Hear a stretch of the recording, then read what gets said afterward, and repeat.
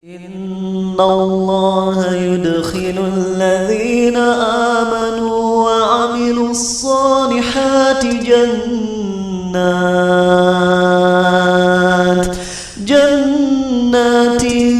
تجري من تحتها الأنهار يحلون فيها من أساور من ذهب ولؤلؤا ولباسهم فيها حرير وهدوا إلى الطيب من القول وهدوا إلى صراط الحميد.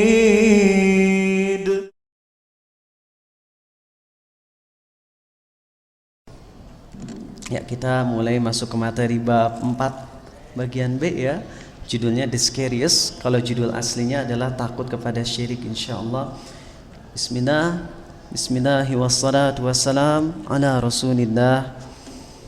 Innal hamdalillahi nahmaduhu wa nasta'inuhu wa nastaghfiruh. Sungguh segala puja dan puji hanya milik Allah. Kita puji Dia, kita mohon pertolongan dan ampunannya. Wa na'udzu billahi min syururi anfusina wa min sayyiati a'malina. Kita mohon perlindungan pada Allah dari keburukan diri kita dan keburukan amal perbuatan kita. May yahdihillahu fala mudhillalah. Barang siapa yang Allah beri hidayah, tak akan ada seorang pun yang bisa menyesatkan. Wa may yudlil fala hadiyalah. Dan barang siapa yang Allah sesatkan, tak akan ada seorang pun yang bisa memberi petunjuk. Asyhadu an la ilaha illallah. Aku bersaksi tiada Tuhan yang berhak disembah kecuali Allah. Wa asyhadu anna Muhammadan abduhu wa rasuluh. Dan aku bersaksi Muhammad adalah hamba dan rasulnya. Allahumma salli ala Muhammad wa ala ali Muhammad. Amma ba'd. Ya teman-teman, mau nanya dulu nih, di sini ada yang punya cita-cita jadi dokter enggak? Ada yang ngacung sok? Yang punya cita-cita jadi dokter? Oke, alhamdulillah ada ikhwan. Yang ikhwan ada? Oke, alhamdulillah sekitar 5 ya, dari sebanyak ini 5 orang. Oke, coba teman-teman, ada yang pengen jadi dokter juga, cuman dokter hewan ya, masya Allah. Gak apa-apa teman-teman, jadi dokter hewan. Coba bayangin Nabi SAW dulu ketika ada sahabat bilang, ya Rasulullah, aku sayang dengan kambingku. Apa sabda beliau? Hadis ini sahih. Allah menyayangimu karena rasa sayangmu kepada kambingmu tersebut atau dombamu. Jadi sahabat ini sayang dengan dombanya, tapi dia ingin mengorbankan kambing atau domba ini untuk jadi kurban gitu. Dia sayang sama domba ini, tapi dia melaksanakan perintah Allah untuk menyembelih kambing ini, yaitu untuk jadi kurban. Dan rasa sayang itu bukan berarti kita jadi nggak boleh makan kambing gitu ya. Gara-gara kita cinta sama kambing, kayaknya kita nggak mau makan kambing, nggak seperti itu. Tapi maksudnya sayang ke hewan pun Allah kasih pahala. Nah, di sini apa yang ngebahas bagaimana kondisinya seseorang sebelum masuk materi ya. Jadi ini materi pembukaan dulu. Tahu nggak, orang yang berjuang untuk jadi dokter, perjuangannya luar biasa banget. Dan ketika jadi dokter, apakah dia bahagia? Coba bayangin perjuangan yang udah lama banget, belajar SMP mati-matian, SMA mati-matian, masuk kuliah kedokteran, kerja dapat tugas seabrek-abrek, dia kerjain sampai malam. Kemudian pas udah jadi dokter, apakah dia bahagia?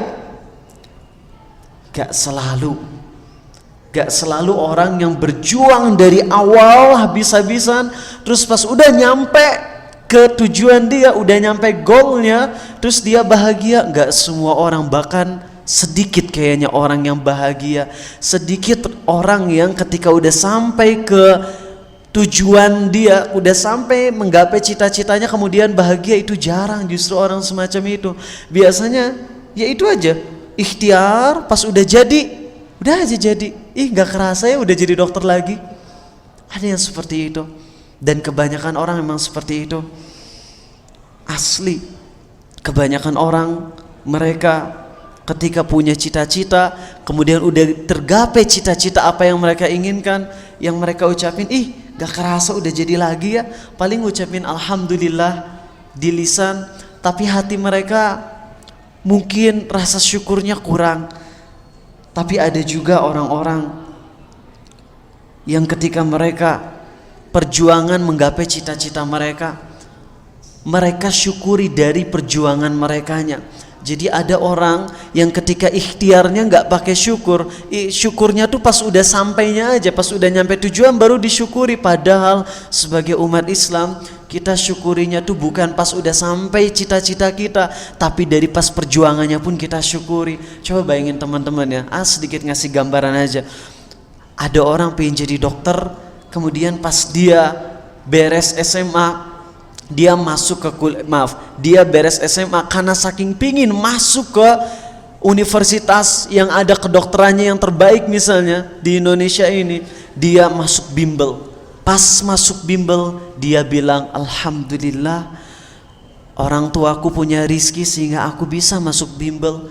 Di saat banyak orang yang pingin masuk bimbel gak bisa.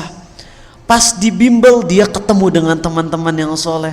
Alhamdulillah ya Allah, seneng nih di bimbel bisa ketemu sama orang soleh yang dia ngajak aku ke pengajian, atau sebaliknya aku ngajak dia ke pengajian. Ketika ada di bimbelnya pun dia pilih jadwal yang gak bentrok sama waktu sholat. Dia bilang alhamdulillah ya Allah, di saat banyak teman-teman yang lain saat azan belum bel-bel juga, aku mah dapatnya jadwal yang mana aku bisa tetap sholat berjamaah di masjid, gak bentrok sama jadwal. Di saat udah ngerjain SBMPTN, alhamdulillah ya Allah tadi dimudahin. Pas keliat taunya dapat nilai bagus dan kemudian masuk ke PTN yang dituju kedokteran, dia syukur alhamdulillah ya Allah, aku bisa nih masuk ke PTN ini sesuai dengan keinginanku. Ketika lagi kuliahnya banyak tugas, dia dikasih tugas abrek-abrek sama dosen, dia kerjain tugas-tugas tersebut dengan sebaik mungkin. Kemudian pas itu pun dia nggak sampai melalaikan ibadah-ibadah wajibnya, dia syukur ke Allah, alhamdulillah ya Allah, aku ini dalam kondisi sibuk, engkau masih memudahkan aku untuk bisa melaksanakan kewajiban-kewajiban, walaupun yang sunnah-sunnahnya agak terkurang, astagfirullah, tapi aku bersyukur karena aku masih bisa melaksanakan yang wajib. Ini semua tidak lain adalah karena karunia darimu ya Allah. Ketika udah jadi dokter, dia bilang alhamdulillah, perjuanganku dari mulai aku awal pengen jadi dokter sampai sekarang itu dipenuhi dengan karunia Allah yang aku syukuri, alhamdulillah. Bagaimana dengan kondisi orang yang tidak bersalah kemudian dimasukin penjara, kemudian dikeluarin dari penjara? Dia pasti bahagia ketika keluar dari penjara. Tapi ada nggak orang yang bahagianya bukan cuma pas keluar dari penjara, tapi pas di penjara pun dia bahagia? Ada nggak? Ada. Siapa namanya? Nabi Yusuf alaihissalam. Nabi Yusuf alaihissalam ada yang bawa Al-Quran, minta mushaf, bukan handphone tapi mushaf, minjem. Sengaja nggak tahu, dari dulu nggak mau pernah ngapalin surat ini, karena jujur ya, dulu waktu hafalan baru 5 juz Quran, rasanya bisa menghayati Quran tuh enak banget. Namun setelah hafalan Quran udah nyampe 25 juz, rasanya penghayatan jadi berkurang. Karena itu gak tahu, bukan bertekad gak ngapalin, tapi ada sih niat ngapalin, cuman seakan-akan kayak gak mau gitu ngapalin surat ini. Soalnya kalau udah hafal takut jadi gak bisa menghayati lagi. Tapi ya berharap udah mah bisa hafal dan tetap bisa menghayatinya ya. Yaitu surat Yusuf, surat ke-12. Teman-teman kalau baca surat Yusuf ini, surat ke-12, bakal ngelihat bagaimana indahnya orang yang mensyukuri bukan ketika bukan pas udah jadi atasan aja, tapi dia mensyukuri semuanya dari proses menuju jadi atasan. Dari ketika dia ada di penjara dia syukuri, keluar dari penjara dia syukuri, dipisahkan dari sahabat-sahabatnya pun disyukuri, bahkan dia ketika sudah di puncak kemuliaannya dia teringat dengan nama Allah Al-Latif yang maha lembut. Coba dia teman-teman lihat ya kondisi kita dari mulai kita balik sampai sekarang, bagaimana banyaknya kelembutan Allah kepada kita. Dari mungkin nikmat uang jajan, nikmatnya kita terhindar dari musibah. Coba deh pikirin, ngerenung aja sesekali. Kita nih kalau lagi diem di rumah, lagi sendirian, itu yang paling enak tuh 3. Pertama, ingat dengan nikmat-nikmat Allah. Kedua, ingat sama dosa-dosa. Ketiga, ingat dengan kelembutan-kelembutan Allah terhadap dirinya. Walaupun kelembutan-kelembutan Allah pun masuk ke dalam nikmat Allah. Nih lihat, mau ngebaca ayat-ayat yang indah banget. Ini masuk ke bagian akhir dari surat Yusuf, ya, dimana Nabi Yusuf ketika udah ketemu lagi dengan saudara-saudaranya, udah ketemu dengan ayahnya, Nabi Yusuf berkata apa? Ya, di sini baca ya. Qalu ya abana nastaghfir lana dhunubana inna kunna khati'in. Kata saudara-saudara Nabi Yusuf yang 10 itu, karena Nabi Yusuf itu 12 bersaudara. Nabi Yusuf itu dengan Benyamin dari istri Yakub yang pertama, sedangkan dari istri Yakub yang kedua, sedangkan 10 saudaranya itu dari istri Yakub yang satunya atau dari budak-budaknya Yakub. Karena Yakub punya 2 istri dan juga nikah juga sama beberapa budaknya. Dari beberapa budaknya lahir anak, dari satu istri lahir anak juga, dan dari istri yang paling dia cintai lahir 2 anak, yaitu Yusuf beserta Benyamin. Nah, ini kisah ketika udah ketemu nih, perpisahan antara Nabi Yusuf dengan saudaranya gara-gara setan yang menyebabkan mereka berdua saling dengki. Udah terpisah, pas udah ketemu di ayat ke-97, saudara-saudara Nabi Yusuf berkata apa? Qalu ya abana nastaghfir lana dhunubana. Qalu ya abana nastaghfir lana dhunubana inna kunna khati'in. Wahai ayah, kata mereka, mohonkanlah ampunan untuk kami atas dosa-dosa kami. Ini kata saudaranya Nabi Yusuf radhiyallahu anhum ajma'in. Kata saudaranya Nabi Yusuf yang dulu sempat jadi orang yang mau ngebunuh Nabi Yusuf, sekarang mereka taubat dan mereka bilang, wahai ayah, mohonkanlah ampunan untuk kami atas dosa-dosa kami. Sesungguhnya kami adalah orang yang berdosa. Kemudian kata Nabi Yakub apa? Qala saufa astaghfiru lakum rabbi innahu huwal ghafurur rahim. Kata Nabi Yakub apa? Sungguh aku akan memohonkan ampunan kepada Allah untuk diri-diri kalian. Sesungguhnya Dia Maha Pengampun lagi Maha Penyayang. Di ayat 99-nya nih, Masya Allah, di ayat 99-nya lihat bagaimana kelembutan Allah setelah berpisah selama 80 tahun. Saudara Nabi Yusuf dengan Nabi Yusuf itu dipisahkan oleh setan sampai 80 tahun. Atas izin Allah, takdirnya Nabi Yusuf ke Mesir, sedangkan saudara-saudaranya tetap di tempatnya masing-masing. Dan itu terpisah 80 tahun karena mereka hidup selama 120 tahunan hidupnya, ya, karena memang hidup mereka panjang. Nah, di sini di ayat 99 atau 99 di sini Allah berfirman, A'udzubillahi minasyaitonir rajim. Falamma dakhalu ala Yusufa فلما دخلوا على يوسف آوى إليه أبويه وقال ادخلوا مصر إن شاء الله آمنين. Maka ketika mereka masuk, ketika saudara-saudara Nabi Yusuf beserta ayahnya yaitu Nabi Yakub masuk ke tempat Yusuf, Nabi Yusuf segera merangkul dan mengajak mereka berdua ke atas. Kemudian Nabi Yusuf berkata, masuklah ke negeri Mesir ini dalam kondisi aman. Kemudian Allah melanjutkan, wa rafa'a abawayhi 'alal 'arsy wa kharru lahu sujada wa qala ya abati hadza ta'wilu ru'yaya min qablu qad ja'alaha rabbi haqqan وقد أحسن بي إذ أخرجني من السجن وجاء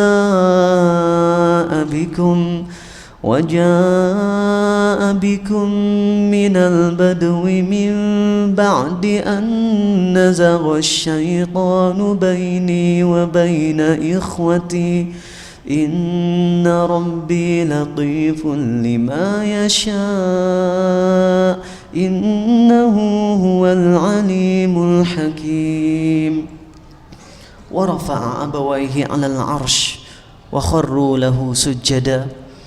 Maka Nabi Yusuf mengajak ayahnya beserta keluarganya untuk naik ke atas arsy, ke atas singgasananya Nabi Yusuf. Langsung mereka semuanya bersujud kepadanya, sujud dalam rangka berhormat, bukan dalam rangka menyembah. Kemudian setelah mereka semua sujud, apa yang dikatakan oleh Nabi Yusuf? Nabi Yusuf mengatakan kisahnya tentang besarnya nikmat Allah atas nikmat-nikmat yang udah Allah berikan kepada Nabi Yusuf selama 80 tahun perpisahan ini. Apa kata Nabi Yusuf? Wa qad ahsana bi idh akhrajani minas sijni wa jaa bikum. Sungguh Allah tuh udah baik banget ke aku saat Allah mengeluarkan aku dari penjara, saat Allah membuat kalian keluar dari negeri yang penuh dengan kesengsaraan menuju Mesir ini. Allah tuh udah maha baik kepada kami semua, kepada kita semua. Sesungguhnya Dia adalah Al-Latif, Dia adalah yang maha lembut kepada siapa yang Dia kehendaki, dan Dia maha mengetahui lagi maha bijaksana. Maka teman-teman semua, ingin kita semua coba renungi sejenak ya, buat diri kita yang sekarang hadir di sini. Apa sih kebaikan yang kita lakukan sehingga kita pantas dapat hidayah Allah? Kita ini orangnya penuh dosa, jarang ingat sama Allah, tapi di satu sisi Allah terus ngebuat kita tetap bisa hadir di kajian. Ini adalah karunia yang gak bisa kita hitung. Karena itu sudah sepantasnya di awal ketika kita melakukan amal soleh, ucapkanlah alhamdulillah, segala puji bagi Allah yang udah ngasih kita hidayah untuk bisa taat. Kita ada di sini ngaji kitab tauhid, ini semua adalah karena karunia Allah. Teman-teman semua, kalau bukan karena hidayah Allah, kita pasti berada di atas kesesatan. Dan kita ketika beramal soleh pun, kalau nggak dibimbing sama Allah, pasti amal soleh kita akan nggak sesuai dengan syariat ini. Dan banyak nanti teman-teman akan mendapati kisah-kisah para sahabat Nabi SAW yang mengagumkan gimana mereka bisa dapat hidayah walaupun jalannya pahit. Nanti diantaranya akan Ariza sampaikan insya Allah dalam tafsir beberapa ayat yang akan disampaikan. Kita sekarang masuk dulu ke bab tentang syirik, bab keempat dari kitab tauhid. Ya, menyampaikan beberapa ayat ini. Di antara teman-teman ada yang pekan lalu nggak hadir sehingga nggak tahu ayat ini. Sampaikan ayatnya. A'udzubillahi minasyaitonirrajim. Innallaha la yaghfiru an yushraka bihi wa yaghfiru ma duna dzalika liman yasha. Wa man yushrik billahi faqad iftara itsman 'azima. Allah berfirman di surat 4 ayat 48, surah An-Nisa ayat 48, sesungguhnya Allah tidak akan mengampuni dosa syirik dan Dia ampuni segala dosa selain syirik itu bagi siapa yang Dia kehendaki. Ayat ini ada banyak orang yang salah pemahaman, karena mereka memahaminya, oh berarti kalau ada orang udah terjerumus ke dosa syirik jadi gak bisa tobat dong. Pas kemarin postingan tentang dosa syiriknya percaya ramalan bintang, baca ramalan bintang, begitu juga golongan-golongan darah yang itu masuk ke dalam syirik. Dosa syirik ya, mengetahui kriteria seseorang dari golongan darah yang sebenarnya nggak bisa dijelaskan secara ilmiah sama sekali. Mereka bingung, kami udah terlanjur percaya sama ini dulu, jadi gimana dong? Kan Allah bilang nggak diampuni dosa syirik. Ini keliru, karena dosa syirik itu nggak diampuninya kalau dibawa mati. Jadi kalau ada orang dia udah ngelakuin dosa syirik akbar, kemudian dia tobat sebelum matinya, maka pasti diampuni oleh Allah. Ada seorang sahabat yang terkenal namanya Tulaiha ibn Khuwailid. Siapa tadi? Tuwailiyah. Wah, saya lupa sendiri padahal tadi ayah nyebutin Tulaiha. Ya Allah, baru nyebutin sendiri lupa sendiri, coba bayangin. Tulaiha ibn Khuwailid, beliau ini adalah orang yang masuk Islam ketika Futuh Mekah. Dan ketika Nabi SAW wafat, apa yang terjadi? Beliau murtad, bukan cuma murtad tapi beliau ngaku jadi nabi. Yang mana Allah berfirman di surah Al-An'am surat ke-6 ya, halaman 12 dari surat ke-6, enggak tahu ayatnya nomor berapa, yang jelas Allah berfirman apa? Walau tara idzil zalimuna fi ghamaratil maut wal malaikatu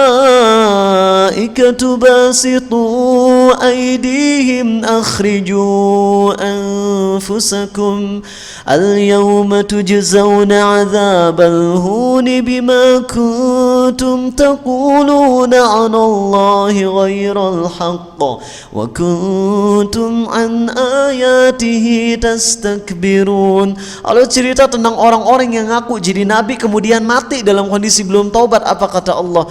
Dan bagaimana kalau seandainya kalian ngelihat orang-orang yang zalim tersebut dicabut nyawanya oleh malaikat sambil dipukul punggung dan juga muka mereka, sambil malaikat berkata, keluarkan nyawamu. Dan pada hari ini kalian akan disiksa dengan siksaan yang besar, yang menghinakan, karena kalian telah berkata-kata terhadap Allah dengan perkataan yang gak benar. Bayangin orang yang ngaku jadi nabi, Allah ancam sampai sebegitunya. Dicabut nyawanya oleh malaikat tuh bukan cuma dicabut begitu aja. Karena kita tahu kalau kita mati dalam kondisi zalim banyak dosa. Bagaimana malaikat maut mencabut nyawa kita? Seperti kita rohnya dibuat seperti besi yang bercabang yang dililit dengan wol, kapas yang basah kemudian dicabut. Kita akan terasa robek, daging kita, urat kita, otot kita akan terasa robek. Tapi cuman seperti itu, sakit. Tapi orang yang aku jadi nabi, kalau mati, Allah berfirman di surat 6 tersebut, sambil dicabut nyawanya kayak gitu tuh, sambil dipukul belakang dan depannya. Tapi apa yang terjadi sama Tuwailah?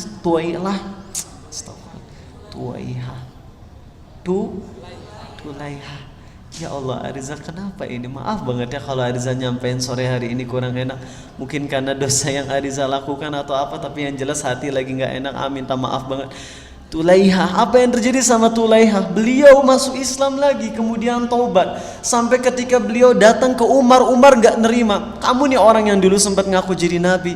Kemudian Tulaiha ngomong apa gitu ya, satu kalimat yang luar biasa yang membuat Umar tersentuh hatinya. Jadi maksudnya kurang lebih Tulaiha tuh ngasih tahu bahwasanya iya emang aku dulu ngaku jadi nabi nih, cuman aku ini udah taubat. Langsung Umar langsung tersentuh hatinya, kemudian nerima nasihat dari Tulaiha ini. Orang yang ngaku jadi nabi, bahkan kalau ada orang yang ngaku jadi Allah pun masih bisa taubat. Masih bisa taubat. Di surah Al-Buruj yang tadi Ariza bacain, itu orang rajanya ngaku jadi Tuhan. Itu karena mereka masyarakatnya nggak mau nyembah dia, akhirnya si raja ini ngebakar masyarakatnya, 40.000 dibakar semuanya hidup-hidup. Tapi Allah berfirman di surat Al-Buruj apa? Innalladzina fatanul mu'minina wal mu'minat thumma lam yatubu falahum adzabu jahannam. Sesungguhnya orang-orang yang menyiksa orang-orang mukmin, laki-laki dan perempuan, kemudian gak taubat, bagi mereka ada azab jahannam. Kata Allah, kata para ulama apa? Kalau mereka taubat, Allah terima taubat mereka. Subhanallah. Nah jadi teman-teman, gak ada dosa yang gak diampuni oleh Allah, termasuk dosa syirik akbar. Teman-teman misalnya dulu pernah gitu ya, karena saking cintanya sama lambang-lambang simbol-simbol, akhirnya ikut jadi Freemansori dan sebagainya, yang memang cabang-cabangnya ada di Indonesia juga teman-teman. Kemarin Ariza baru ngisi di Unpas, Masya Allah anak perfilman ya, rambutnya tuh Masya Allah hitam dan putih gitu ya, karena dicat. Dan dia lagi hijrah nih, udah mulai tobat. Terus dia nanya, Kang, bagaimana hukumnya orang-orang yang ikut Freemansori gitu, penyembah-penyembah Dajjal? Sampaikan, suruh mereka buat tobat. Terus dia bilang, tapi kan kalau orang udah berbuat syirik gak akan diampuni oleh Allah. Lah, kalau orang berbuat syirik gak diampuni oleh Allah, gimana mau tobat dong jadinya? Para sahabat dulu musyrik gak? Musyrik para sahabat dulu sebelum masuk Islam, nyembah berhala. Tapi Allah terima tobat mereka. Nah, jadi ingat ayat ini, yang dimaksud Allah tidak mengampuni dosa syirik, itu maksudnya kalau dosa syiriknya dibawa mati belum tobat. Adapun kalau tobat sebelum mati, insya Allah Allah ampuni. Nah sekarang Ariza sampaikan nih, surat Ibrahim. Kemarin ada yang nanya dari SMA 24. Ada SMA 24? Belum datang ya kayaknya ya. Ada ya Harith, ya temannya Harith kemarin yang nanya, anak SMA 24 ngomong kayak gini, Kang, gimana caranya berlindung kepada Allah dari dosa syirik? Kan kita nggak tahu tuh dosa syirik banyak, percaya ramalan bintang, percaya sama hitungan-hitungan, maaf ya, ini di sebuah adat tuh ada yang kalau misalnya nikah itu dipakai kode-kode. Ini misalnya Arizal, namanya Rizal, R huruf keberapa? 20 sekian. I ditambahin Rizal, oh ini Rizal itu jumlahnya kalau ditotalin itu misalnya 230, Masya Allah. Terus misalnya istrinya siapa? Syifa, wah Syifa, S-Y-I-F-A, ini kalau ditotalin 256. Oh nggak pantas nih, kalau yang genap sama yang genap ketemu nggak pantas. Oh, ini nanti kalau nikah nggak bakalan jadi bahagia. Ada yang kayak gitu. Itu kan banyak diyakini sama orang-orang di sebuah daerah. Ada di sebuah daerah juga yang mana mereka nggak mau pergi hari Sabtu. Kalau pergi hari Sabtu itu nantinya takutnya kecelakaan. Masya Allah, ini sampai ada ustadz yang di daerah tersebut sengaja melakukan perjalanan hari Sabtu. Kan masyarakatnya bilang jangan pergi hari Sabtu, kalau pergi hari Sabtu nanti kecelakaan. Ustadznya pingin menyelisihi keyakinan mereka, akhirnya si ustadz sengaja pergi hari Sabtu, bener kecelakaan gara hari Sabtu teh. Itu ujian dari Allah, sampai 10 kali kecelakaan terus. Di perjalanan ke-11-nya baru gak kecelakaan lagi. Kemudian percaya ramalan bintang, percaya sama banyak deh ya kesyirikan yang ada di negeri kita. Kita kan nggak tahu gimana dong caranya supaya kita bisa melindungi diri dari dosa syirik tersebut. Maka ini ada doanya teman-teman. Allah berfirman tentang Nabi Ibrahim alaihissalam, wa in qala Ibrahim rabbi ja'al hadzal balada aminan wajnubni wa baniya an na'budal asnam. Subhanallah, teman-teman bakalan kagum nih sama doa Nabi Ibrahim. Apa kata Nabi Ibrahim? Ya Allah, ingatlah ketika Allah berfirman tentang Nabi Ibrahim, ingatlah ketika Ibrahim berkata, ya Allah, jadikanlah negeri ini negeri Mekah, negeri yang aman, dan jauhkanlah aku dan anakku dari menyembah berhala. Coba bayangin teman-teman, Nabi Ibrahim itu adalah orang yang dulu ngehancurin patung. Nabi Ibrahim lah yang dia berani itu ketika dia pergi, ada festival kan di daerah tempat tinggal Nabi Ibrahim, ini terjadi waktu Nabi Ibrahim masih muda.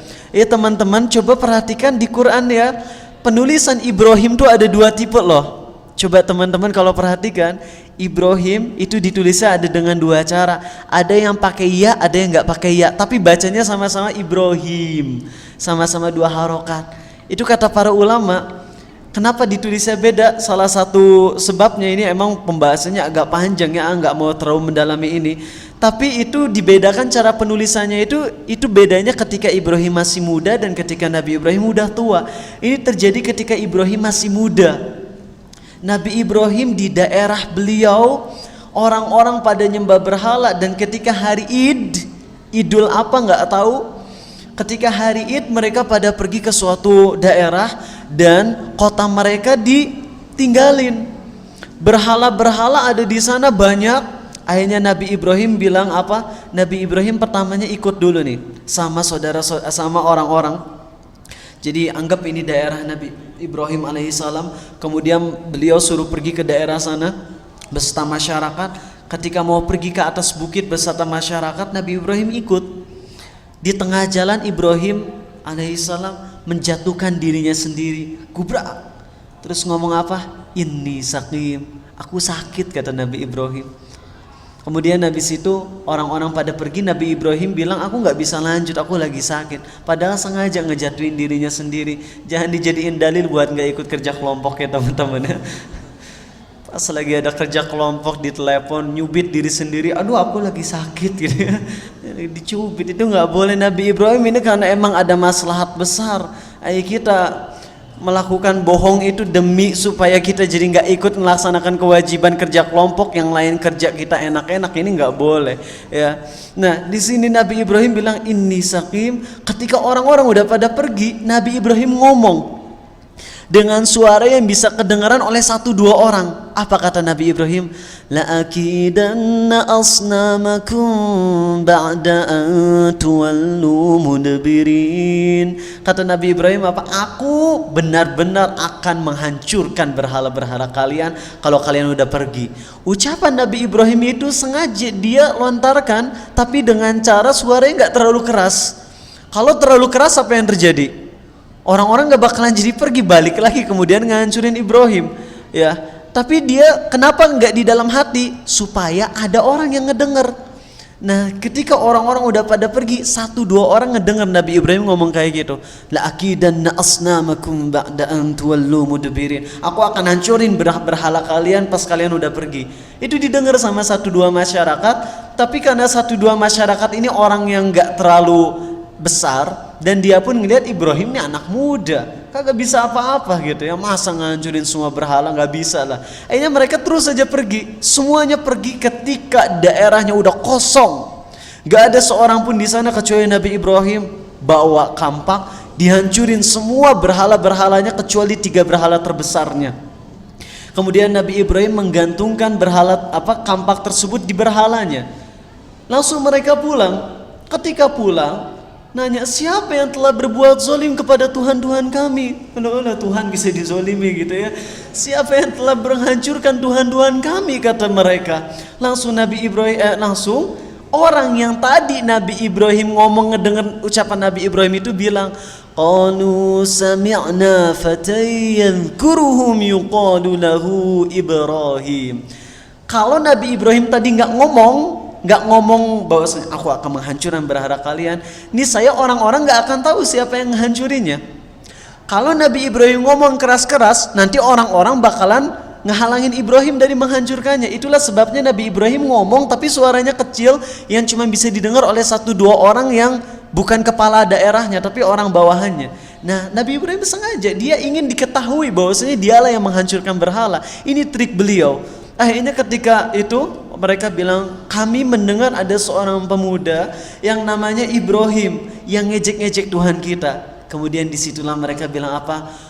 Qalu fa'tu bihi ala a'yunin nasi la'allahum yashhadun. Kalau begitu bawa dia di hadapan seluruh manusia agar manusia semuanya bisa ngelihat Nabi Ibrahim tersebut. Emang itu niat Nabi Ibrahim dari dulu, ingin supaya beliau di tengah-tengah masyarakat seluruhnya, supaya orang-orang ngelihat. Akhirnya apa yang dilakukan?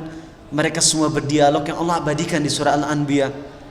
Qalu a'anta fa'alta hadha bi'alihatina ya Ibrahim. Qala bal fa'alahu kabiruhum hadha fas'aluhum in kanu yantiqun. Mereka berkata, wahai Ibrahim, apakah engkau yang melakukan ini, yang menghancurin berhala-berhala ini? Kata Nabi Ibrahim apa? Bahkan yang melakukannya, yang menghancurkan berhala-berhala tersebut itu berhala yang terbesar itu, yang 3 itu. Tanya aja mereka bertiga kalau mereka bisa ngomong, kata Nabi Ibrahim. Langsung mereka bilang apa? Allah berfirman, faraja'u ila anfusihim faqalu innakum antumudz zalimun. Maka masyarakat kembali sadar atas kesalahan mereka sendiri. Jadi pada detik itu ketika Nabi Ibrahim berkata itu tuh, tanya berhala itu kalau bisa ngomong, mereka langsung sadar kepada kondisi mereka sendiri. Nyadar mereka ini salah gitu. Faraja'u ila anfusihim, kata Allah. Mereka kembali sadar kepada diri mereka sendiri. Faqalu innakum antumudz zalimun. Kalian ini orang-orang zalim. Itu yang ngomong bukan Nabi Ibrahim. Faqalu berarti mereka, jadi sesama masyarakat sendiri yang ngomong, ini kalian ini orang-orang zalim. Ya, mikir gitu, ini kenapa kita nyembah mereka? Tuhan-tuhan yang hancur gitu, yang bisa dihancurin. Kemudian dan ini yang masih hidupnya juga nggak bisa ngomong. Tapi apa? Kata Allah, "Tsumma nukisu ala ru'usihim laqad alimta ma haula'i yantiqun." Setan balik lagi. Kemudian mereka kembali mengangkat kepala mereka dan mengatakan kepada Nabi Ibrahim, "Ya Ibrahim, kau tahu kan berhala-berhala ini emang nggak bisa ngomong." Langsung Nabi Ibrahim langsung ngeluarin statement yang luar biasa banget. قال أفتعبدون من دون الله ما لا ينفعكم شيئا ولا يضركم أف لكم ولما تعبدون من دون الله. Kalau begitu kenapa kalian nyembah berhala-berhala yang gak bisa ngasih kalian manfaat maupun mudarat sama sekali? Celaka kalian dan apa yang kalian sembah selain Allah. Afala taqilun. Kok kalian gak mikir gitu?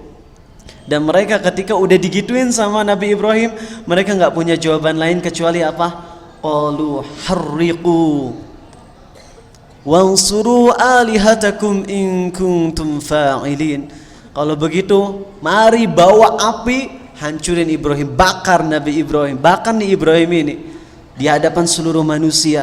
Akhirnya Nabi Ibrahim dibakar. Dan di sini ada yang luar biasa banget teman-teman, luar biasa. Apa coba?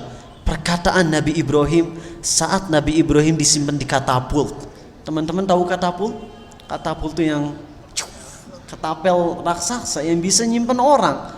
Nabi Ibrahim disimpan di katapult tersebut, kemudian Nabi Ibrahim terbang tuh. Pas lagi terbang, apa yang beliau katakan? Hasbunallah wa ni'mal wakil. Apa asbabun nuzul? Apa kisah ini? Apa dibalik Nabi Ibrahim mengucapkan apa? Hasbunallah wa ni'mal wakil. Cukuplah bagiku Allah sebagai hasbi Allah wa ni'mal wakil. Cukuplah bagiku Allah sebagai sebaik-baiknya penolong. Apa sih yang terjadi ketika Nabi Ibrahim lagi terbang itu menuju api? Jibril datang teman-teman. Jibril datang pas Nabi Ibrahim lagi melayang menuju tempat dia dibakar. Jibril datang mengatakan apa? Wahai Ibrahim, apakah engkau butuh dengan diriku? Apakah engkau butuh dengan diriku? Kata Jibril. Kemudian Nabi Ibrahim berkata apa?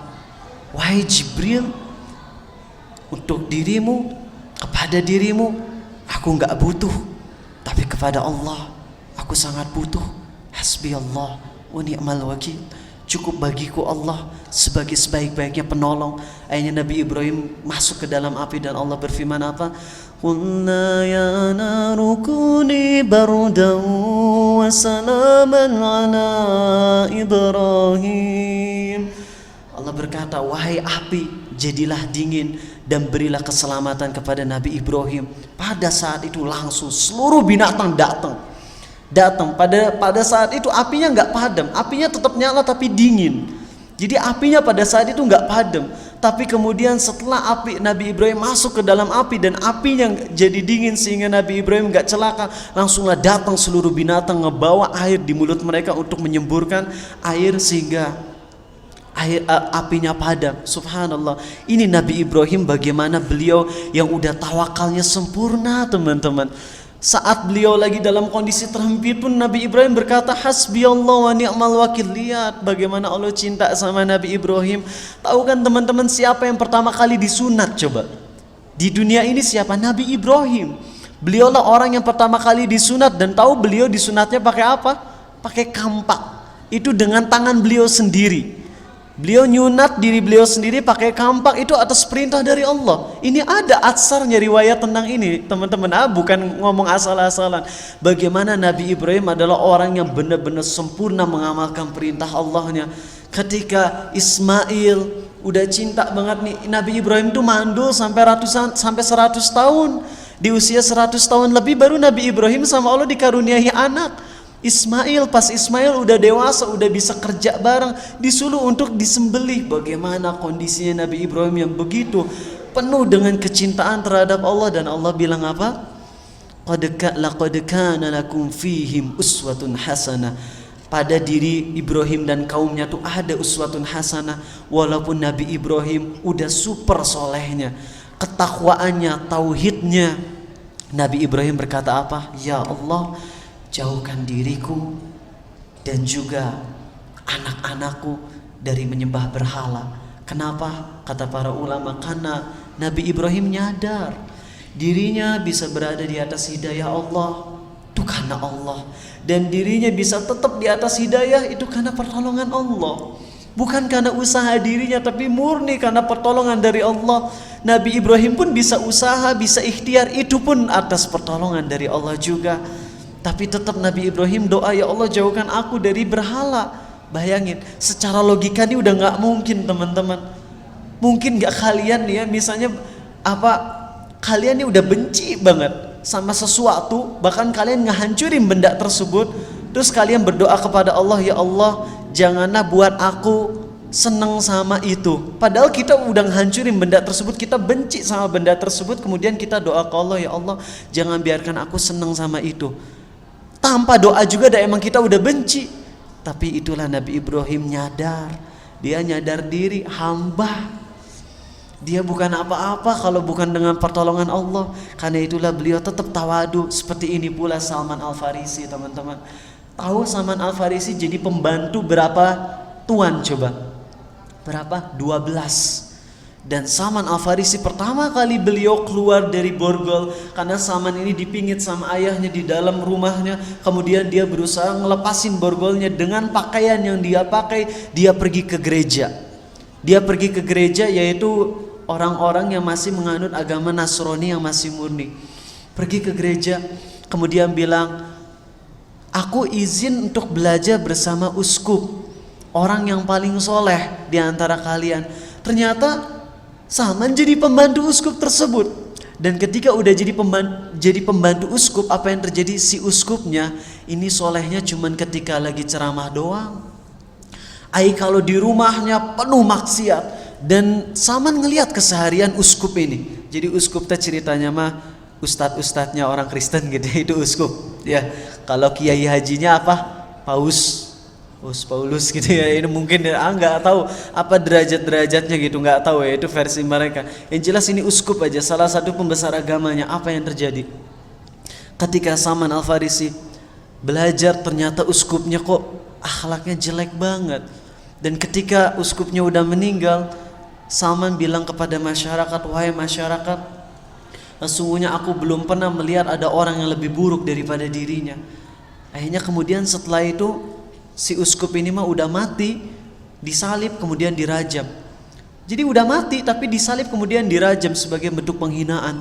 Itu ya, apa yang terjadi? Ini Salman agamanya asalnya apa?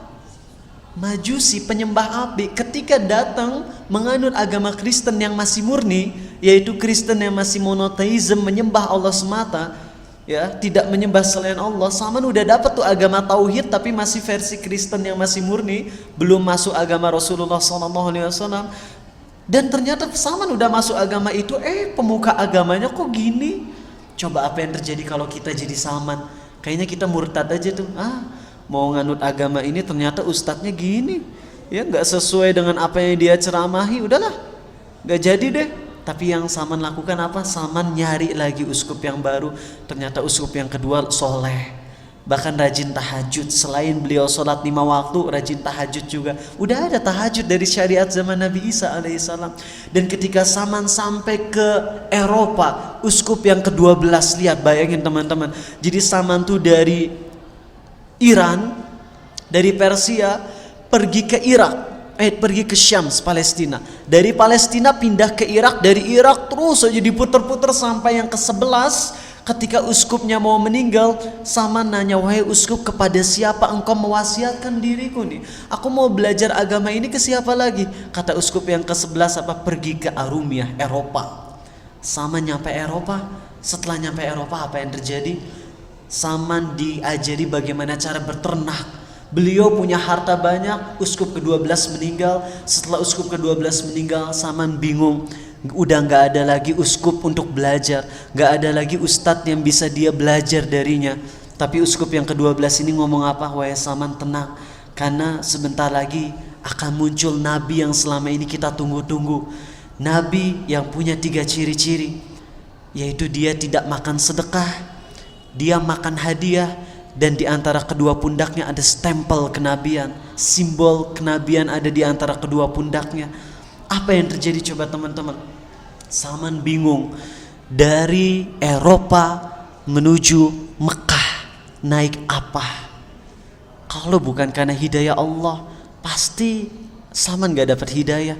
Tapi lihatlah, ketika Salman udah di Eropa, dia tetap doa ke Allah, ya Allah aku ingin mencari hidayahmu, ya Allah aku ingin ketemu dengan Rasulullah SAW. Akhirnya apa yang terjadi? Ada pedagang dari Mekah yang lagi dagang di Eropa. Masya Allah, tur gitu ya, Masya Allah, ini pengen liburan ke Eropa nih orang Mekah ya.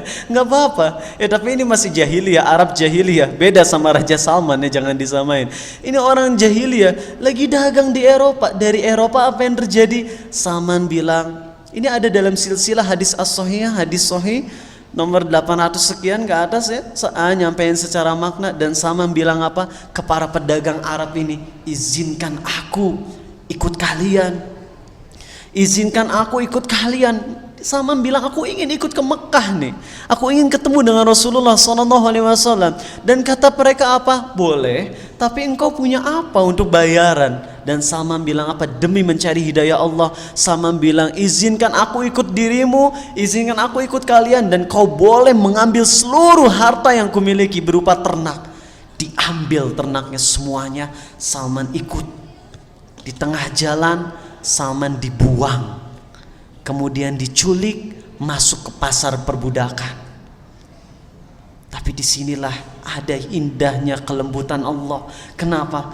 Karena Salman, kalau seandainya Salman ikut terus sama pedagang Arab tersebut, nyampe Salman di Mekah, ketemunya sama orang-orang musyrik di sana.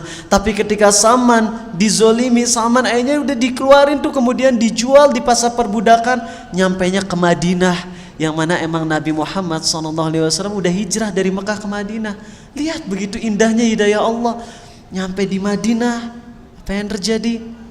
Salman, ya mungkin teman-teman udah sering ngedengerin kisah ini. Yang jelas Salman Al-Farisi, pas sudah Nabi SAW ada di Masjid Kuba, beliau ngambil kurma ya, kemudian dikasihkan ke Rasul SAW.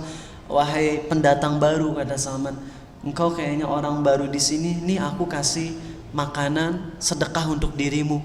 Dan Nabi SAW mengambil, kemudian beliau memanggil para sahabatnya, kemudian para sahabat makan kurma tersebut, dan beliau nggak makan karena beliau nggak makan sedekah. Di situ Salman makin yakin, oh ini nabinya betul.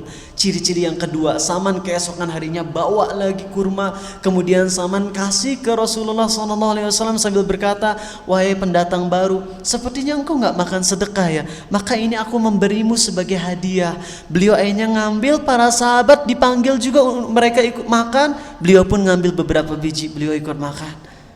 Ini tanda kedua. Dan tanda yang ketiga, di antara kedua pundaknya ada stempel kenabian. Itu yang Salman bingung, bagaimana caranya supaya aku bisa melihat punggung Rasul SAW. Tapi itulah hidayah Allah, Allah yang maha baik. Ketika Nabi SAW lagi ada di pekuburan Baqi, Salman datang. Kemudian Salman tuh udah deg-degan itu, udah dalam kondisi bagaimana nih, aku pingin kriteria yang ketiga nih harus ada. Aku selama ini udah perjuangan mencari hidayah. Dan akhirnya ketika udah sampai situ, Nabi SAW turun wahyu untuk membuka, bukan turun wahyu, beliau ya dikasih wahyu untuk membuka pakaiannya. Akhirnya Nabi SAW ngebuka pakaiannya. Dan bayangin Salman pertama kali ngelihat simbol kenabian itu, beliau gak kuat, langsung beliau nangis dan meluk Rasulullah SAW. Ya Rasul, engkau lah yang selama ini aku cari. Dan bayangin Nabi SAW sampai bersabda apa? Tentang Salman Al-Farisi, perjuangan beliau mencari hidayah Allah apa? Nabi SAW bersabda dalam dua hadis yang gak bisa dilupakan oleh Salman untuk selamanya. Pertama, beliau bersabda, kalau seandainya hidayah Allah tuh ada di bintang Sirius, ini saya orang semacam Salman ini saya orang seperti dirinya akan mengambilnya juga. Dan beliau pun bersabda dalam hadis yang derajatnya hasan, surga merindukan Salman. Allahu Akbar, surga merindukan Salman. Alangkah indahnya kalau orang itu adalah kita. Bayangin kalau Nabi SAW berkata bahwasanya surga merindukan A'arizal, surga merindukan Hafiz, surga merindukan Rizki, surga merindukan Iqbal, pasti indah banget. Tapi lihat, surga pun merindukan Nabi Ibrahim alaihissalam. Tapi ternyata Nabi Ibrahim tetap doa ke Allah agar dirinya jauh dari kesyirikan. Maka teman-teman, di sini jadi pelajaran buat kita agar kita selalu ngerasa diri ini nggak ada apa-apanya nih. Hidayah ini kalau bukan karena hidayah Allah yang nggak ada apa-apanya. Karena itu terus doa ke Allah, ya Allah jaga aku di atas hidayah. Oke, sekarang kita lanjut. Nabi SAW bersabda dalam hadis yang derajatnya sahih, sebagian ulama menghasankannya, riwayat Ahmad nomor 23.119, 23119, dan juga riwayat Al-Haythami, atau cukuplah yang riwayat Ahmad aja. Nabi SAW bersabda, perkara yang paling aku khawatirkan terhadap kalian adalah syirik kecil. Beliau ditanya tentangnya, apa itu syirik kecil? Beliau menjawab, salah satu syirik kecil adalah riya. Lanjut lagi, hadis selanjutnya riwayat Al-Bukhari nomor 1238 dan nomor 4497, di mana Nabi SAW bersabda, barang siapa yang mati sementara dia menyembah selain Allah, maka dia akan masuk neraka. Kemudian hadis yang terakhir untuk jadi pembahasan hari ini, dalam hadis sahih riwayat Muslim nomor 93. Ya, kalau tadi Bukhari nomor 1238, kalau sekarang Muslim nomor 93, Nabi SAW bersabda, barang siapa bertemu dengan Allah di hari kiamat dalam keadaan tidak mempersekutukan Allah dengan apapun, maka dia akan masuk surga. Dan barang siapa yang bertemu dengan Allah dalam keadaan mempersekutukan dia dengan apapun, maka dia masuk neraka. Ini ancaman teman-teman bagi orang-orang yang terjatuh ke dosa syirik. Dan ingat, kalau seandainya kita sama Allah diselamatkan dari dosa syirik, tetap kita harus merasa diri waspada, karena bisa jadi kita terjatuh ke dosa syirik yang kita nggak tahu. Bisa jadi karena tontonan film anime dan sebagainya, yang kita secara nggak sengaja kita kagum sama dewa-dewa yang ada di anime, itu bisa menyebabkan kita jadi syirik akbar juga. Karena itu kita jangan sampai ngerasa selamat, ya. Hati tetap harus dipenuhi dengan rasa takut kalau terjerumus ke dosa syirik. Dan ini satu lagi teman-teman sebagai penutup. Bentar. Ada yang bawa minum? Oke.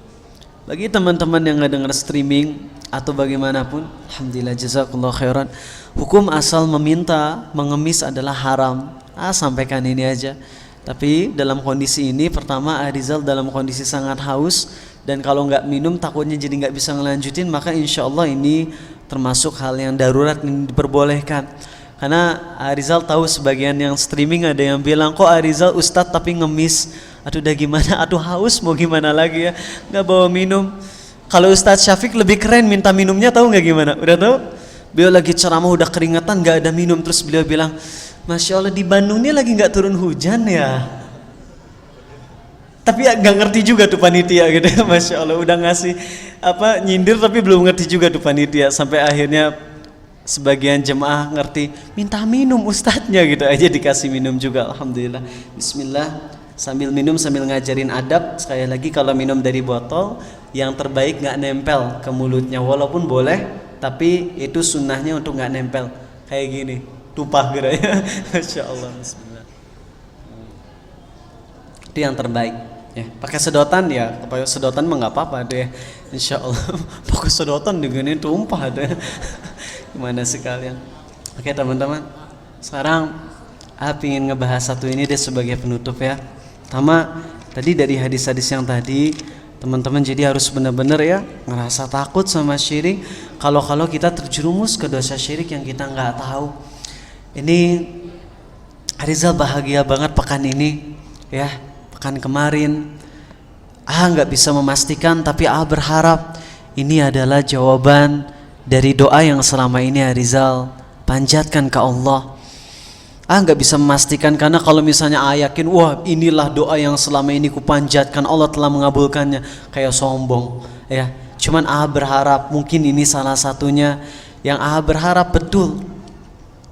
Teman-teman, di antara ciri-ciri orang yang sama Allah dibimbing hatinya adalah mereka lebih senang menyendiri ya.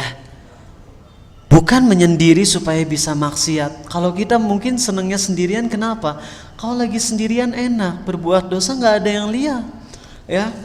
Dan mungkin kebanyakan orang nggak seneng kalau ada orang datang ke rumahnya. Aduh, ada orang datang jadi kudu disembunyiin VCD gitu ya. Laptop, aduh masya Allah belum ditutup pakai folder tugas kuliah gitu ya. Jadi film-film yang gadget itu dimasukin ke folder tugas kuliah gitu ya, supaya nggak ketahuan. Masya Allah. Sebagian orang mungkin ada yang kayak gitu. Dia takut kalau datang orang jadi ketahuan kemaksiatannya. Ya, jadi dia lebih senang sendirian supaya bebas maksiat. Tapi orang-orang yang benar-benar sungguh-sungguh takwanya ke Allah, mereka senang sendirian, karena di saat sendirian itulah mereka bisa lebih khusyuk ibadah ke Allah. Mereka lebih senang bisa khusyuk, bisa senang ngehayatin ayat-ayat Allah itu indah, ya. Dan inilah yang terjadi sama beberapa sahabat Nabi SAW. Mereka lebih senang sendirian karena saat sendirian mereka lebih khusyuk di hadapan Allah. Cuman emang ada kondisinya, di mana kondisi sendirian tersebut akan menyebabkan kita jenuh, menyebabkan kita imannya down juga terkadang. Kita butuh motivasi. Tapi yang jadi masalah saat kita butuh motivasi, kita ketemu sama seseorang yang kita berharap orang tersebut bisa jadi motivasi buat diri kita, bukannya dikasih motivasi, tapi orang ini malah ngebuat kita jadi makin jauh dari Allah. Kita misalnya nih asalnya iman lagi down, kita nyari solusi dari teman kita, bukannya teman kita ngasih solusi, malah teman kita ngajak kita untuk maksiat lebih banyak. Karena itu akan ajarkan satu doa. Yang doa ini diucapkan oleh seorang nabi. Yang teman-teman tahu nggak sih, nabi ini tuh begitu spesial banget di mata Nabi Muhammad SAW. Hampir nggak pernah Nabi Muhammad SAW menceritakan tentang seorang nabi. Beliau kalau berbicara tentang nabi ini pasti aja memuji nabi ini. Kalau Nabi Muhammad SAW lagi berbicara tentang Nabi Musa, gak selalu beliau memuji Nabi Musa. Kalau Nabi Muhammad SAW sedang berbicara tentang Nabi Isa, gak selalu beliau memuji Nabi Isa. Tapi kalau beliau lagi berbicara tentang Nabi ini, beliau selalu memujinya. Kenapa?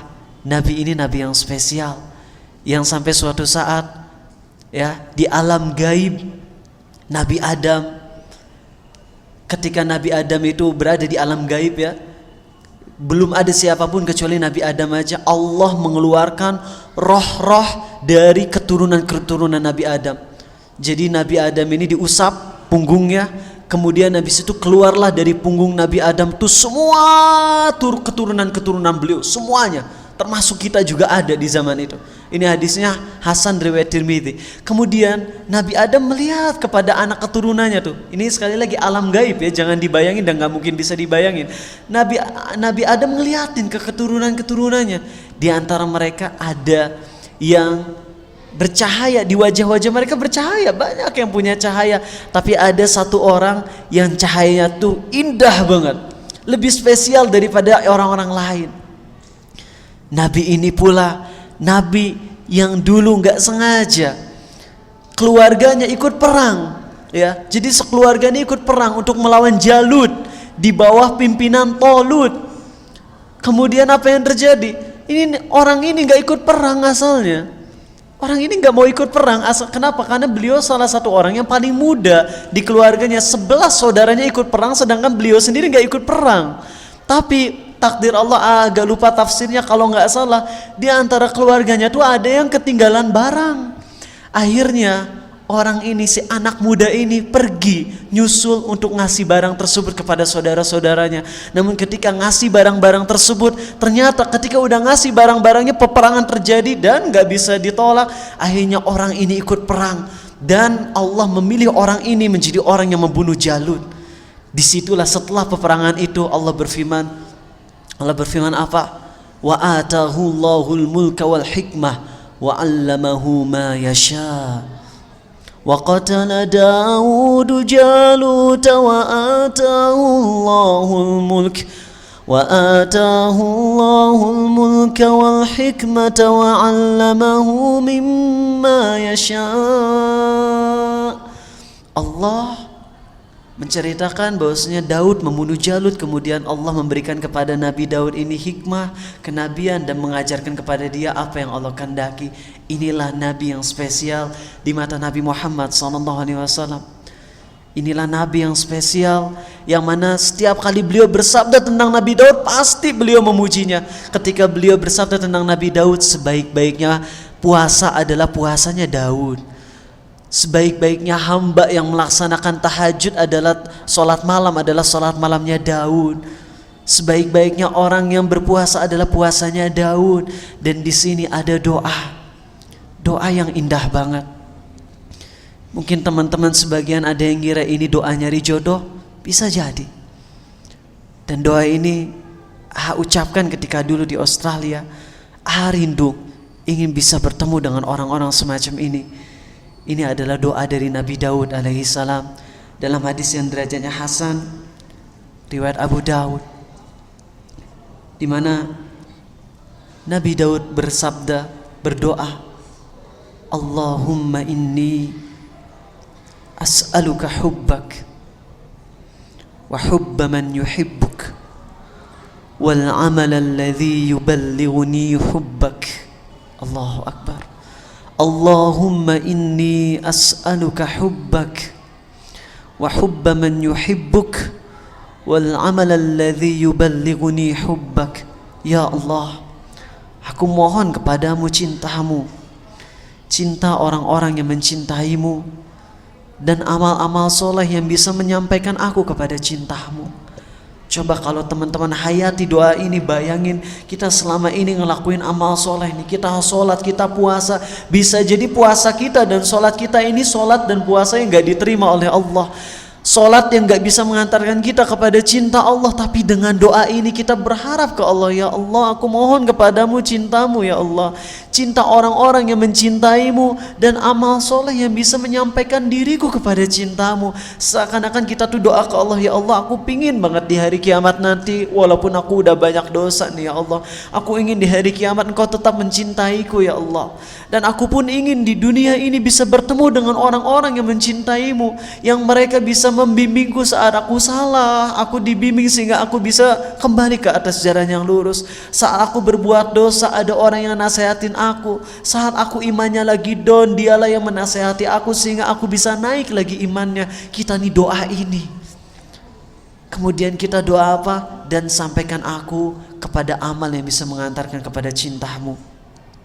Dan kita ingin supaya amal soleh kita diridhoi oleh Allah, supaya amal soleh kita ini gak kering di hati, supaya amal soleh kita ini gak garing. Maaf ya, bukan amal solehnya yang garing, tapi kitanya yang gak benar dalam ibadah, sehingga walaupun kita ibadahnya udah kelihatan mantap secara fisik, tapi hati kita kok gak ada khusyuk gitu. Maka hafalin doa ini sekali lagi, Allahumma inni, Allahumma inni, Allahumma inni as'aluka hubbak, Allahumma inni as'aluka hubbak wa hubba man yuhibbuk wa hubba man yuhibbuk wa hubba man yuhibbuk wal amalil ladzi wal amal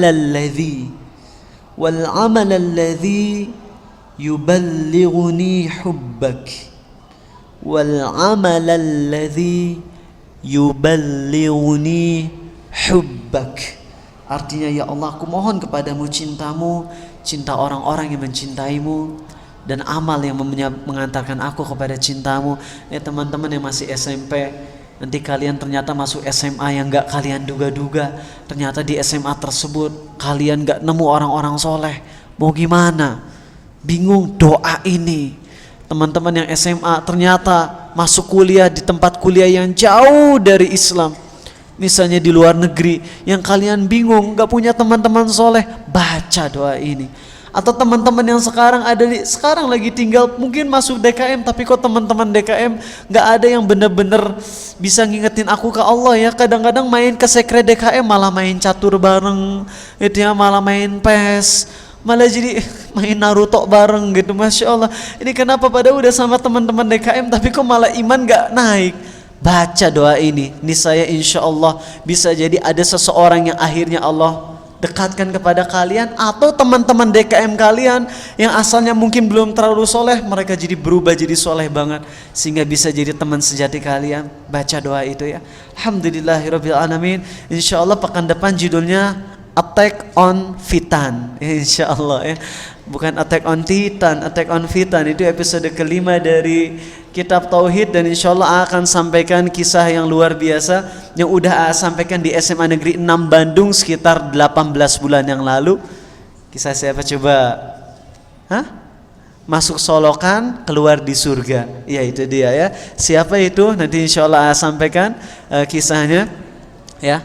Sebenarnya di kajian Riyadus Shalihin pun bakalan ada, cuman nantilah disampaikan di sini insyaallah buat pekan depan. Attack on Titan, Attack on Fitan, maaf ya.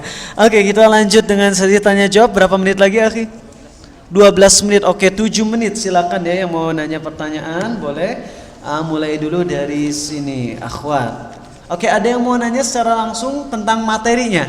Ada yang tentang materi? Silakan. Enggak ada. Sip. Oh iya, silakan akhi, yang tentang materi dulu ya.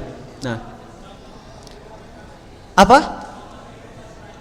Contoh syirik kecil selain riya, yaitu ketika seseorang menisbatkan nikmat kepada selain Allah. Misalnya kita ngomong, aduh kalau aja bukan karena guru saya ini aku gak akan sepinter ini. Itu syirik kecil loh. Aduh kalau aja bukan gara-gara kamu acara ini gak akan sukses. Itu syirik kecil. Aduh kalau aja orang tua aku ini dulunya gak semangat belajar, pasti sekarang mereka gak akan jadi profesor. Ini syirik ya, maka ini gak boleh. Oke. Kemudian percaya tahayul, percaya jimat tapi masih bergantung ke Allah, itu syirik kecil. Adapun kalau percaya ke jimat dan bergantung ke jimatnya, itu jadi syirik besar ya. Dan nanti pembahasannya insyaallah akan ada banyak. Itu tentang jimat akan dibahas di episode ke-8 akhi ya, insyaallah.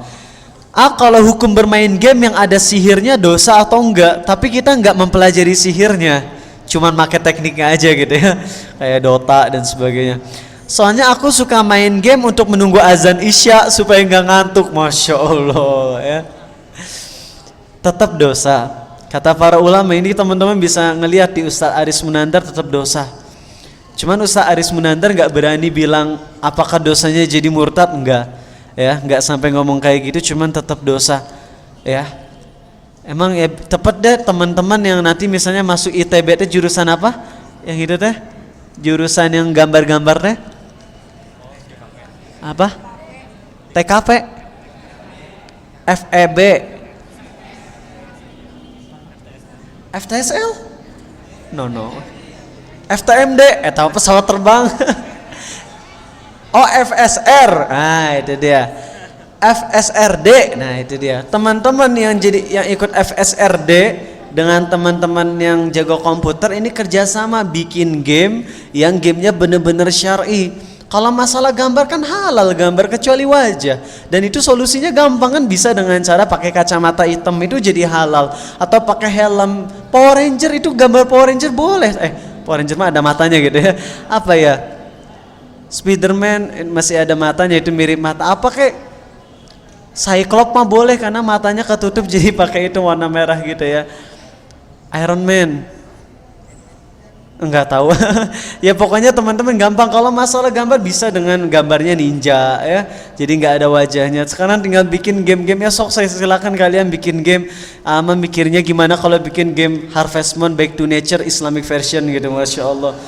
Nanti teh masuk ke perpustakaan teh ada Sahih Bukhari, Sahih Muslim gitu ya. Masya Allah. Jadi gitu, oke, sip. Wah ini ada yang pakai kertas merah ya. Ini akhwat cuma yang inget cuma satu ini.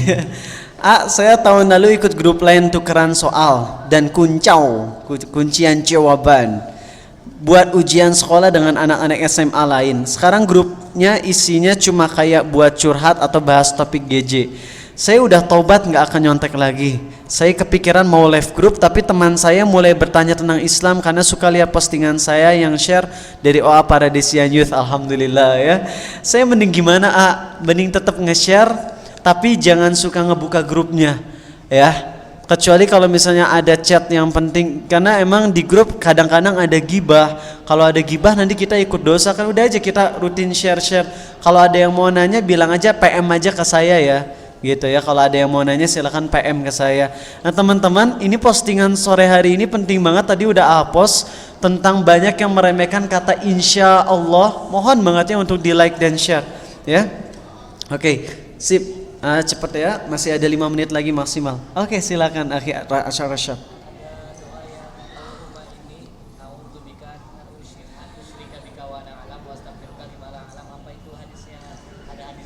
Oh bagus, ada satu doa berlindung dari syirik bunyinya gini, Allahumma inna na'udzubika min an nusyrika bika syai'an na'lamuh wa nastaghfiruka lima la na'lamuh. Ini hadisnya sahih Hasan.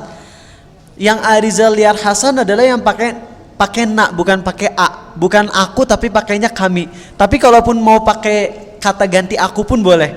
Ya, jadi kalau di hadis sama Allah kami berlindung kepadamu, tapi kalau kita rubah jadi aku berlindung juga boleh. Gitu ya. Oke, sip. Kenapa Arif?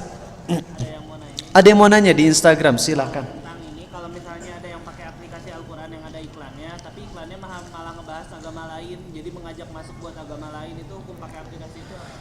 Aplikasi Quran tapi ada iklannya ngajak ke agama lain gitu ya. Jangan deh, saran Ariza, masih banyak deh aplikasi Quran yang nggak kayak gitu kan. Ya masih banyak.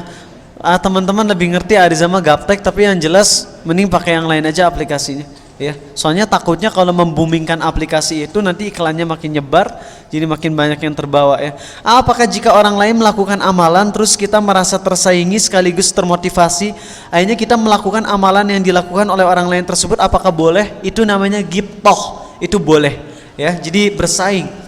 Dia baca Qur'annya kayak gitu ya mantep. Tapi jujur kalau Arizal mah ghibthahnya bukan ke orang yang baca Qur'an banyak, jujur ya. Pas bulan Ramadan sebagian dari murid-murid Arizal ada yang tamat satu harinya 4 juz. Masya Allah, satu hari 4 juz. Ustadz Suherman satu harinya 13 juz. Beliau pernah cerita, Arizal ketika ngedengar itu semua, hati Arizal biasa aja. Tapi ketika Arizal ngedengar adik mentor tercinta waktu pekan lalu bilang, saya ngebaca ayat ini kerasa dalam banget. Di situ Arizal, aduh pingin banget kayak dirimu. Satu ayat tapi dihayati banget, karena inilah ucapan Abdullah bin Abbas, aku lebih mencintai baca satu ayat Quran disertai penghayatan yang dalam ketimbang membaca seluruh ayat Quran tanpa dihayati. Rizal lebih ghibthah kepada yang itu. Hukum bermain game yang ada sihirnya. Oke. 3 pertanyaan lagi terakhir ya. Oke, 3 pertanyaan lagi insyaallah sampai jam 6, ada 2 menit buat istirahat. Bagaimana menasihati kakak laki-laki yang pacaran?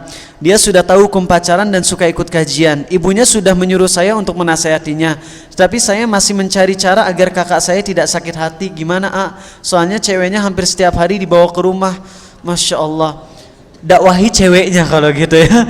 Mudah-mudahan kalau ceweknya tobat, nanti ceweknya bisa nasihatin, ya akhi mulai sekarang kita tobat yuk. Gimana cara tobat? Nikah yuk. Masya Allah gitu. Aduh ya, jadi harus pikir-pikir deh caranya gimana ya. Emang agak susah nasehatin kakak, justru harusnya ibu yang nasehatin atau ayah yang nasehatin. Kalau kita yang nasehatin kurang ngena tuh ya. Kalau misalnya punya teman nonis tapi kita nggak ngasih tahu tentang Islam, apa nanti kita akan bertanggung jawab di hadapan Allah? Dan kalau harus ngasih tahu gimana caranya, teman-teman? Kita tinggal di negara muslim. Kalau ada orang yang nggak tahu tentang Islam, maka itu bukan kesalahan kita, ya.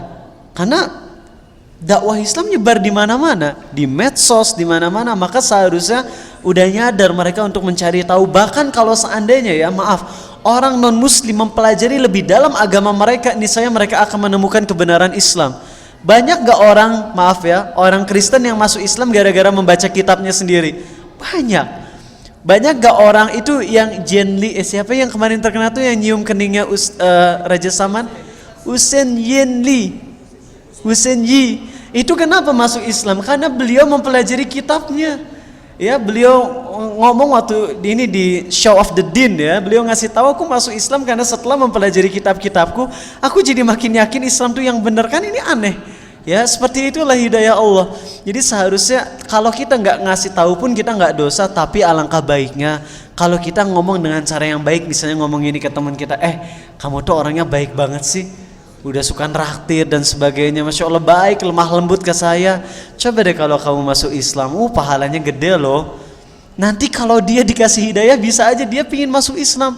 Karena teman-teman nih ya, ketahuilah teman-teman, banyak di antara orang non muslim yang gak soleh sama agamanya. Ngerti gak? Sama kita juga orang Islam banyak yang gak soleh kan. Nah lebih banyak lagi orang non muslim yang gak soleh dengan agama mereka, yang mana mereka tuh suka ngomong, apa sih agama saya, suka ngomong gitu. Nah orang kayak gitu coba ajakin masuk Islam. Ini saya akan mudah deh. Ingat gak 4 minggu yang lalu ada perempuan yang masuk Islam gara-gara apa? Gara-gara ngedenger ayat Quran dan ngomong, aku nih senang banget ngedengerin murotal, aku teh ngedengerin ayat Quran, aku teh apa loh ada ayat yang gini, ini tuh surat apa sih, ada yang bunyinya teh alhamdulillah alhamdulillah gitu katanya teh. Al-Fatihah, oh iya Al-Fatihah, itu Al-Fatihah tuh induk Al-Quran. Oh emang Quran ada induknya ya, kayak gitu dia nanya gitu, karena dia belum ngerti. Tapi ada orang-orang non muslim yang kalau disampaikan lemah lembut pun insya Allah nerima. Pertanyaan terakhir sebagai penutup, 2 menit lagi ya teman, ini karena udah janjinya 3 ya. Hikmah dari saya sering datang kajian adalah saya jadi lebih banyak tahu ilmu tentang sunnah. Apakah saya berdosa ketika banyak sunnah yang belum mampu saya amalkan, padahal ilmunya sudah sampai kepada saya? Kalau sunnah, yang sunnah kalau nggak diamalkan nggak dosa. Misalnya ya, kita yakin bahwasanya cadar itu sunnah bukan wajib. Sebagian kecil ulama mewajibkan, tapi mayoritas ulama berpendapat sunnah. Dan perempuan belum mau pakai cadar karena emang belum biasa sama masyarakat, ya orang tua pun nggak ngizinkan. Maka dalam kondisi itu nggak apa-apa, nggak pakai cadar nggak dosa. Teman-teman yang laki-laki misalnya tahu sunnahnya pakai parfum ke kajian, tapi nggak selalu pakai parfum, nggak ngamalin sunnah, nggak dosa. Ya, jadi kalau amalan sunnah yang belum bisa diamalkan nggak dosa, tapi kalau amalan yang wajib nggak diamalkan baru dosa ya. Oke, itu aja. Subhanakallahumma wa bihamdik asyhadu an la ilaha illa anta astaghfiruka wa atubu ilaik. Assalamualaikum warahmatullahi wabarakatuh.